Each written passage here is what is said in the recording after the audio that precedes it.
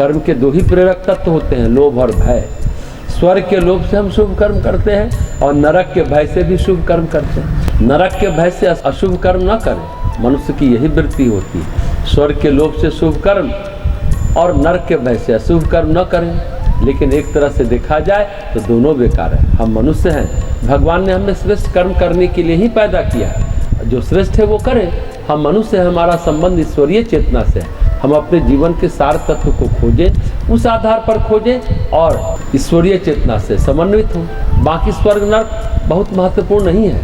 ये जो नरक का वर्णन सुनाया गया, नरक में भी मनुष्य जीव अपनी आत्मा से विमुख होता है, कष्ट उठाता रहता है, चीखता चिल्लाता रहता है। और स्वर्ग में भी राग रंग के बीच बेसुध होता है और आत्मा से विमुख होता है, बेहोश रहता है, मदहोश रहता है। इसलिए जितना त्याज नरक है उतना ही त्याज स्वर्ग है। दोनों स्थिति में आत्मा से अलग ही रहता है जीव। अगर आत्मज्ञान है तो नरक क्या स्वर्ग क्या एक ही बात है। स्वामी विवेकानंद ने जो भी जीवन जिया, चाहे ज्ञान का हो कि ध्यान का हो, अमेरिका में गए, सर्व सुख साधन सुविधा संपन्न जगह मिली उन्हें आराम करने के लिए, तो उन्हें अपना देश याद आया, राष्ट्र याद आया, लोग याद आए और उन सुखों का उपभोग वो नहीं कर सके।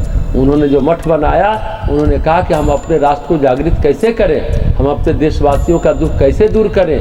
उनके दुख से द्रवित होकर निवेदिता ने पूछा कि हम आपके लिए क्या कर सकते हैं। स्वामी विवेकानंद तो सन्यासी थे, वो ऐसे सन्यासी नहीं थे जिनके मन में नारी के प्रति अपमान भावना हो। वो ऐसे सन्यासी थे जिनका मन नारी के प्रति श्रद्धा और सम्मान से भरा था।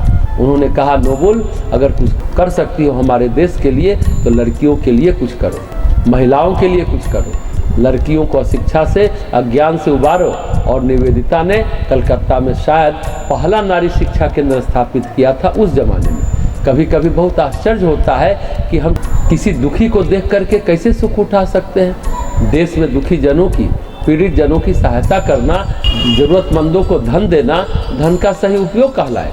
उसे धन का सही और सम्यक उपयोग ही करना चाहिए। रमण महर्षि कहते हैं, सेवा के दो ही प्रकल्प होते हैं। एक है कि अन्नदान आया, आपने गरीबों को खिलाया, दान किया, वस्त्र दिया। सेवा का दूसरा प्रकल्प, दुखी पीड़ित जनों के लिए आप प्रार्थना करिए, उनके लिए करुणा करिए। यानी तप के द्वारा और धन के द्वारा दो तरह से सेवा हो सकती है। जिस समय ध्यान समाधि में होते हैं, सम्यक समाधि में होते हैं, तो आप उस समय ईश्वरीय चेतना का प्रसार करके भी सेवा कर सकते हैं। उस व्यक्ति को आप निकम्मा न समझें जो एकांत गुफा में तप में लीन है। वो किसका क्या भला कर रहा है पता नहीं है। हमें तो लगता है कि सम्यक ज्ञानी भी स्वर्ग में संतुष्ट नहीं हो सकता है, और ये भी नहीं समझता कि सम्यक ज्ञानी नरक में असंतुष्ट हो सकता है। स्वामी विवेकानंद ने कहा कि एक ऐसा केंद्र हो जहाँ सर्वत्यागी मनुष्य, सर्वत्यागी मतलब संसार के सांसारिक बंधनों से मुक्त मनुष्य, जिम्मेदारियों से मुक्त मनुष्य पूर्णतया समाज की सेवा में, राष्ट्र की सेवा में संलग्न रहें।